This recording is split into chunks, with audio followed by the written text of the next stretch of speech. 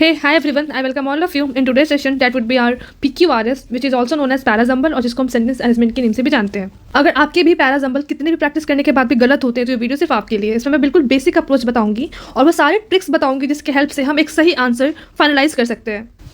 देखो, सबसे फॉरमोस्ट और इंपॉर्टेंट थिंग है डैट कि कभी भी मैं पैराजंबल का पूरा रीड करके उसकी पूरी हिंदी में मीनिंग नहीं निकालनी होती है। तो जो लोग हिंदी में मीनिंग निकाल के टाइम वेस्ट करते हैं तो उनके लिए ये वीडियो है, सबसे पहली बात। और सेकंड थिंग ये मैं बताऊंगी कि कौन कौन से कनेक्टर्स होते हैं, बस उनको ही देख करके हमें सेंटेंस सीक्वेंस में लगाना होता है। और जैसे ही सेंटेंस सीक्वेंस में लगेगा फॉलोइंग टू डैट कनेक्टर्स, हमारे आंसर्स ऑटोमेटिकली आ जाएंगे। बिल्कुल सब बेसिक्स और बहुत ही ईजी लैंग्वेज में आपको बताने वाली हूँ। ऑप्शन एलिमिनेट करना भी बताऊंगी मैं।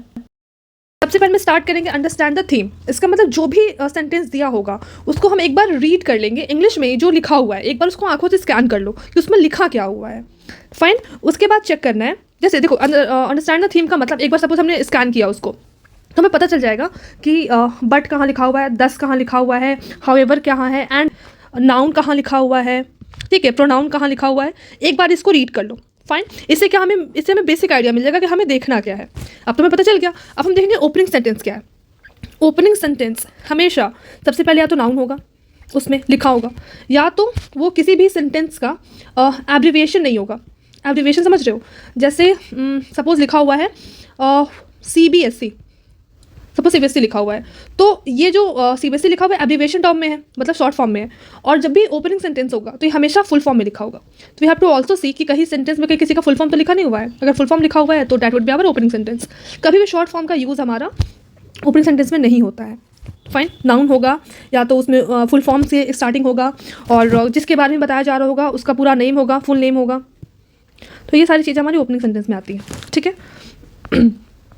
नाउ ओपनिंग सेंटेंस में बट, हाउएवर, दस का यूज़ नहीं होता है, बिकॉज बट और हाउएवर क्या हमारे कनेक्टर्स है। कनेक्टर्स मतलब ये दो सेंटेंस के बीच में आएंगे, तो डेफिनेटली जब दो सेंटेंस के बीच में आएगा तो ये बिगिनिंग में तो आएगा नहीं, ठीक है। और दस हमारे कंक्लूजन में आता है, जनरली ये लास्ट सेंटेंस में आता है। 10 कंक्लूजन है ये। चलो अब नेक्स्ट आते हैं। मैंने पहले बताया था प्रोनाउन देखना होता है। देखो अब पता करेंगे लॉजिकल लिंक्स कैसे देखना। तो थर्ड स्टेप होगा हमारा लॉजिकल लिंक्स। इसमें क्या क्या आता है? प्रोनाउंस चेक करो पहले। ही, शी, दिस, दिस, ये होते हैं हमारा जो कि पहले अगर कोई सेंटेंस मतलब कोई भी इंट्रोडक्शन में कोई भी चीज़ मेंशन है उसको रेफर करने के लिए इन चीज़ों को हम यूज़ करते हैं। Suppose it's mention at SSC, ठीक है, तो इसका फुल फॉर्म हो गया स्टाफ सिलेक्शन कमीशन। ये हमारा फुल फॉर्म दिया होगा इंट्रोडक्शन में, ठीक है। जब इसको हम रेफर करेंगे तो definitely each time we want use SSC ना, तो जब नेक्स्ट टाइम कोई इसको यूज़ करना होगा इसको रेफर के लिए तो कहीं ना कहीं वहाँ पे इट दिया होगा, ठीक है, डैट दिया होगा, विच दिया होगा। तो इससे पता चलता है कि हमारा कनेक्टर सेंटेंस है, मतलब इसके बाद ये फुल फॉर्म के बाद हमारा ये वाला सेंटेंस आएगा।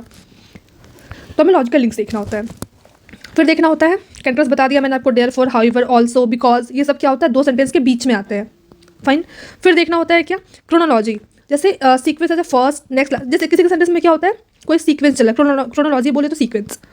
ईजी वर्ड में बता रही हूँ मैं। देखो, कोई भी चीज़ अगर पहले आई है तो वहाँ फर्स्ट होगा, और लास्ट आई है तो वहाँ लास्ट होगा, फिर फाइनल होगा।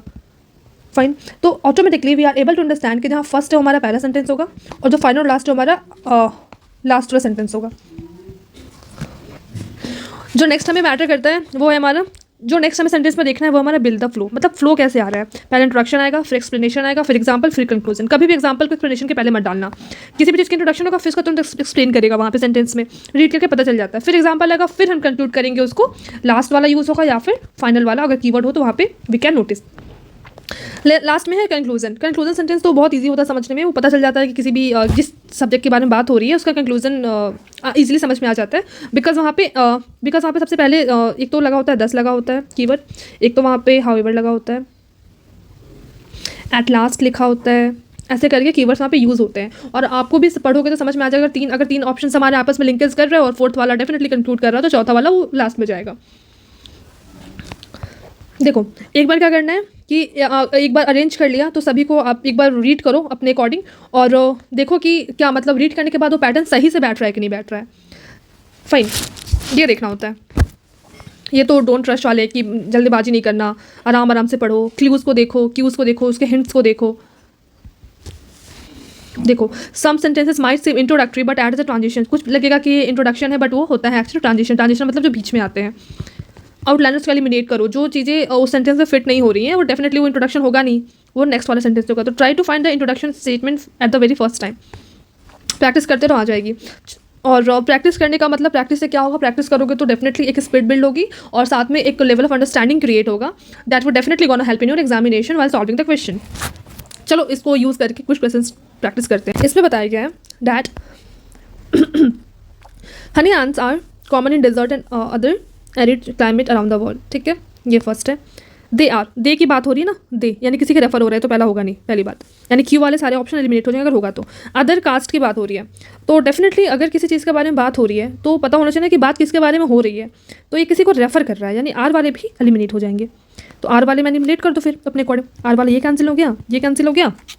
अब आते हैं पी वाले पे और एस वाले पे। तो देखो अब हमारे पास दो ऑप्शन बचा, या तो आंसर इसमें से होगा या तो आंसर इसमें से होगा, पी और एस में से होगा। तो पहला क्या है, पी है, हनी आंसर कॉमन, और दूसरा लास्ट वाला क्या है, ओनली सम। तो पहले पता चल रहा है कि बात किसके बारे में हो रही है, हनी आंसर के बारे में हो रही है, तो चुपचाप आंसर ये वाला होगा, पी एस की बात पढ़ने की जरूरत ही नहीं है, ओपनिंग स्टेटमेंट पता चल गया, आंसर से एलिमिनेट कर दो।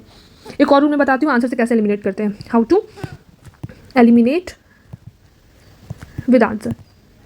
हम लॉन्ग वे पे नहीं जाएंगे, अपन शॉर्ट वे पे चलेंगे। चलो देखो, ये देखो यहाँ पे लिखा हुआ है एलिमिनेट करना है, तो पहले तो आर वाला होगा नहीं, पी है, एस है, पी और मतलब पी एस में से कोई अपनी सेंटेंस है। कॉम्बिनेशन क्या दिखा हमें, पी का कॉम्बिनेशन दिखा और क्यू का दिखा, सॉरी पी का दिखा और एस का दिखा, दो कॉम्बिनेशन है, या तो सेंटेंस पी से स्टार्ट होगा या तो सेंटेंस हमारा एस से स्टार्ट होगा। अब देखो एस से तो होगा नहीं स्टार्ट, क्योंकि इट लगा हुआ है, इट मतलब ऑलरेडी किसी को रेफर कर रहा है, ठीक है, यानी हमारा सेंटेंस पी से स्टार्ट होगा। ये एलिमिनेशन की ट्रिक्स बता रही हूँ मैं, यानी ये वाला कैंसिल हो गया। अब देखो अभी इधर हमने पी को चूज़ कर लिया, पी के बाद क्या लिखा है, क्यू, इधर भी क्यू है और इधर आर है, तो या तो सेकंड सेंटेंस हमारा क्यू होगा या तो आर होगा। अब देखो यहाँ पे क्यू के बाद लिखा हुआ है यहाँ तो they thereby stay there, ठीक है, और लिखा हुआ है कि propel it in one direction take some force. देखो यहाँ पे कैसे होगा, यहाँ पे स्किलफुल स्पीकर्स की बात की जा रही है, ठीक है, हमें पता चल गया कि ओपनिंग हमारा पी से होगा, उसके बाद हमें चूज़ करना है क्यू और आर से। तो देखो यहाँ पे दे लगा हुआ है, स्किलफुल स्पीकर्स की बात हो रही है, उसको रिप्रेजेंट किससे कर रहे हैं, हम दे से कर रहे हैं। स्पीकर से मतलब डेफिनेटली वो हमारे लिविंग है, लिविंग के लिए क्या यूज़ होता है, दे यूज़ होता है, तो यानी हमारा पी के बाद डेफिनेटली क्यू आएगा। तो अब हमारा ये ऑप्शन होगा या तो ये वाला होगा, इन दोनों में से कोई एक होगा, ये वाला कट गया, बिकॉज इट्स कॉमन ना। स्पीकर्स क्या होंगे, स्पीकर्स हमारे लिविंग होंगे, और लिविंग को किससे डिनोट करते हैं, दे से, नॉन लिविंग को किससे डिनोट करते हैं, इट से। तो पी के बाद क्यू आ गया, ठीक है। अब या तो ये ऑप्शन होगा या तो ये ऑप्शन होगा। अब आर और एस में से यहाँ पे बात हो रही है हमारी देयर बेस्ट अफर्मेटिव, किसी अफर्मेटिव डायरेक्शन की बात हो रही है, हमें पता चलिए कि पी के बाद क्यू है। अब डायरेक्शन की जब बात हो रही है तो डायरेक्शन को तो कंटिन्यू किसने किया, एस ने कंटिन्यू किया। It is like the movement of billiard ball, इसने क्या किया, इसको हमारा इंक्लूड किया।